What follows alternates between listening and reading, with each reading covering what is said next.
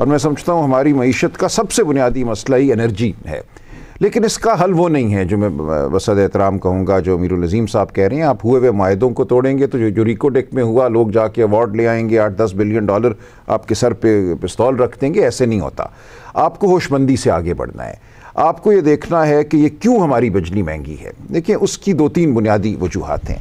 एक तो ये जो आपका डिस्ट्रीब्यूशन का निज़ाम है बिजली का, उसमें 30% लीकेज है।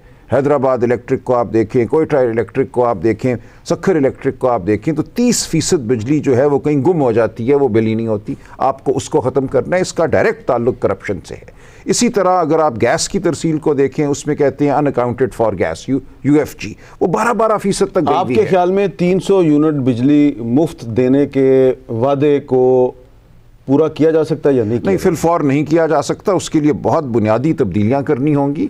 माहिदों को नहीं छेड़ना होगा। आपको पूरा जो तरसील का निज़ाम है बिजली का, गैस का, उसको ठीक करना होगा। फिर आपको ये देखना होगा कि जो गैस आप लेते भी हैं वो आप देते किसको हैं। देखें, गैस आप बहुत बड़ी सब्सिडी के साथ, मराहत के साथ बाज़ शोबों को देते हैं। उन शोबों को आपको देखना होगा। आपके पास प्रैक्टिकल सोल्यूशन क्या है? भाई, मैं बार बार कह रहा हूँ कि हम तो छेड़ेंगे। आप एक थानेदार को लगा देना कि यार ये मुआहदे इन्होंने गलत कर दिए हैं, अब इसको ठीक करो। यहाँ तो जो है वो सियासतदान सारे मेरे पास सामने बैठे हुए हैं। कौन सा काम यहाँ कानूनी हो रहा है?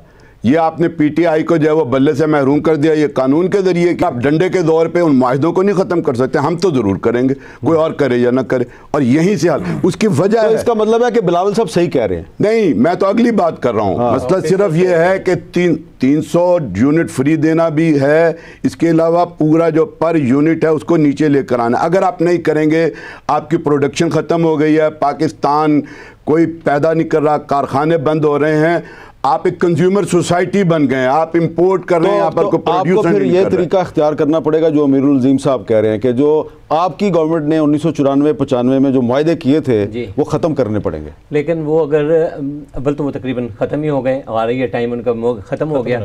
लेकिन अगर वो मुआहदे ना किए होते तो आज आपके पास ये सारी फैक्ट्रियाँ इतने अरसे बंद पड़ी होती, इनका काम नहीं हो रहा होता, मुल्क के अंदर मईशत का बुरा हाल होता। अगर वो किए, मुआहदे किए हैं तो हमें बिजली मिली है, फैक्ट्रियाँ चली हैं, निज़ाम चला है, उसके बगैर तो नामुमकिन था। और अभी जहाँ तक बात कर रहे हैं, आज तक चली आ रही है, उसमें PTI की गवर्नमेंट आई, उसके अंदर नवाज शरीफ साहब की गवर्नमेंट आई 2 दफ़ा, पाकिस्तान पीपल्स पार्टी की दोबारा भी आई, और इनकी डायरेक्टली इमरान खान से, क्योंकि इनके सरहद में तो था ताल्लुकात, उसको कह सकते थे पहले ये ख़त्म करो तो हम तुम्हारे साथ करेंगे, अगर ये नहीं ख़त्म करते तो तुम्हारे साथ नहीं मिलेंगे हम।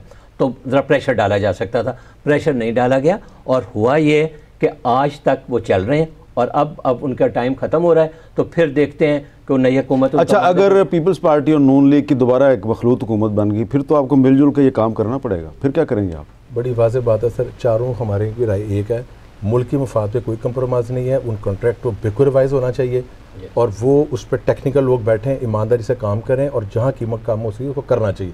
इस पर कोई बहस नहीं आपस में। देखिए, वापडा एक कमाऊ पुत था इस मुल्क का, वो हुकूमत से कुछ नहीं लेता था, वो सारे काम करता था। एक वक्त आया कि पावर डिवीज़न एक कायम कर दिया गया इस्लामाबाद के अंदर, और वापडा से वो तमाम इख्तियारात छीन लिए गए कि वो बिजली प्रोड्यूस करे, और वहाँ फिर जो रेंटल पावर और IPPs का काम हुआ, वो सोने देने वाली मुर्गी का एक अंडा ये बिला तफरीक जब वो तकसीम करते रहे। सारा काम जब वो वापडा के हवाले करें, और इंशाअल्लाह ताला वो पहले भी करता रहा।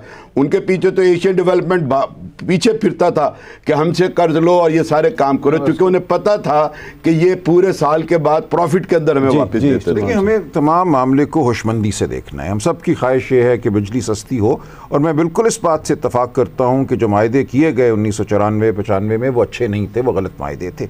आपने इम्पोर्टेड फ्यूल की बुनियाद पर मुल्क में बिजली पैदा करने की कोशिश की, और इम्पोर्टेड फ्यूल महंगा होना ही था, डिवैल्यूएशन की वजह से भी हुआ। फिर ये दूसरी बात है, जिस किस्म के मायदे थे, क्या आप उनको पेमेंट कर रहे थे, ये एक सानिया है जो हुआ।